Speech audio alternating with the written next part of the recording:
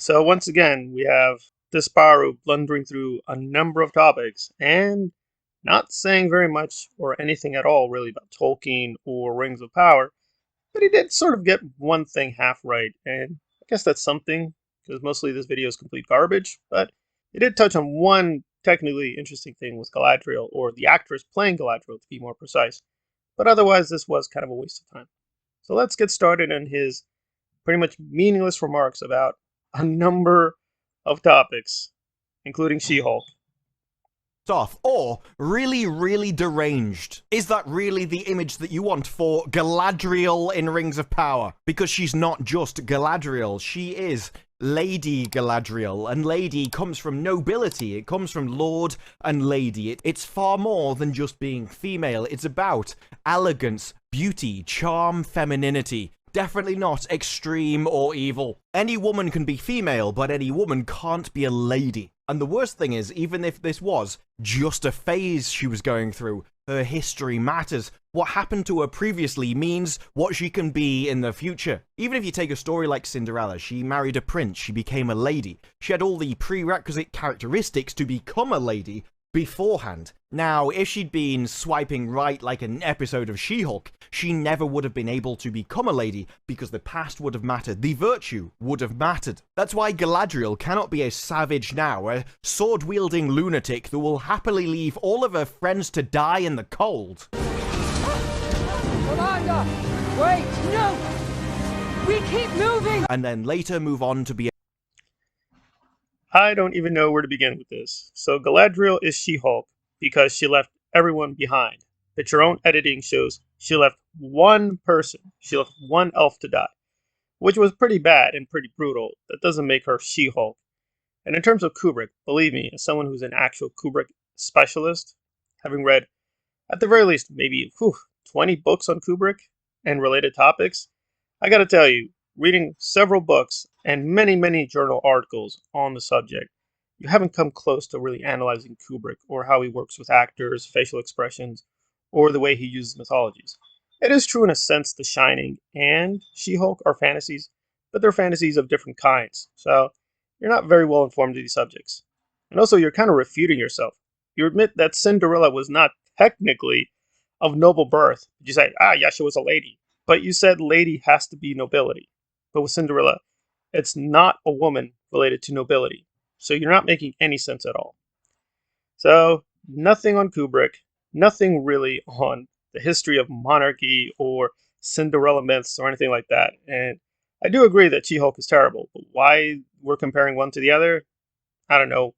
A woman uses violence, I guess, generically. So, not saying very much. But finally, he gets into some good stuff, but he is, as always, hopelessly confused.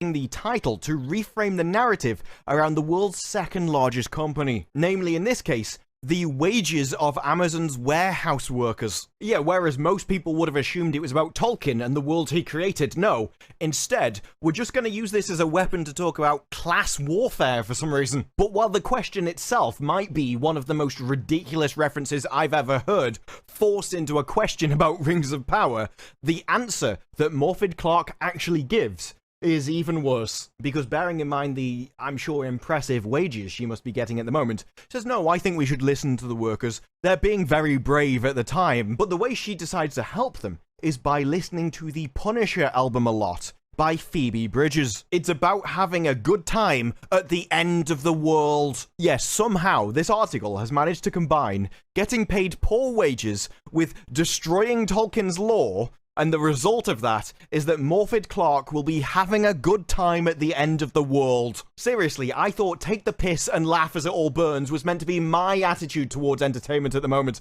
not the actors involved in the actual work. Well, I don't see the major confusion here, really. It does seem that he and his allies, like Nerdrotic or Gary, as well as Jeremy, keep pointing this out. They keep pointing out Amazon is a really massive multinational corporation, and they couldn't possibly stand with Tolkien and his values. I think that's true. There is definitely something of a perceptible contradiction between what Jeff Bezos values and what Tolkien values. But he's completely wrong that there is no mention of social class or wealth and poverty in Tolkien. There clearly is. Bilbo is rich. Frodo is rich. Sam is not rich. He uses the word master to Frodo, so I don't think you've read these books at all with any minimal competence, if you've read them, which I highly doubt that too. But to be fair to him, he does kind of admit he's not really much of a Tolkien lore expert, which is the understatement of the century. Nor even with what you provided is this necessarily incoherent article. I need more information. There do seem to be missing premises, but if you actually do look at Tolkien and go through his work carefully, he does touch upon these things. He does say that he's an anarchist, he's a Catholic, and I think it would be correct to say he's an anti-capitalist. He doesn't like the capitalist system, definitely as we have it today, and probably not during his time period. And definitely Smaug does seem to be a symbol of capitalism gone crazy. But what kind of ideal society would he want with his political theory? I don't think we know. I mean, we do seem to have social classes with the Hobbits, but how much class conflict do they have? I think it's murky, it's unclear. But the subjects and topics are there. But now let's get to the point of agreement, where I do agree that Clark really said something brutal and ugly and insensitive. So that part at least was coherent. Yeah, just listening to a music album is not going to feed the workers at Amazon who aren't getting paid enough to just survive. So that sounded pretty damn stupid. So that part at least was rock solid. But otherwise, this is kind of just a moronic video with the usual same alt-right, sexist, moronic, fascist idiocy about Tolkien that doesn't go anywhere and seems completely ignorant of his mythology in any real depth. But he does say some interesting, stupid things to make fun of, I'll give him that, but otherwise, it's not really a video worth checking out. It's not even really about Tolkien, it's about the media reaction to Tolkien. Because again, maybe he can talk about that, but Tolkien himself, he's completely uninformed.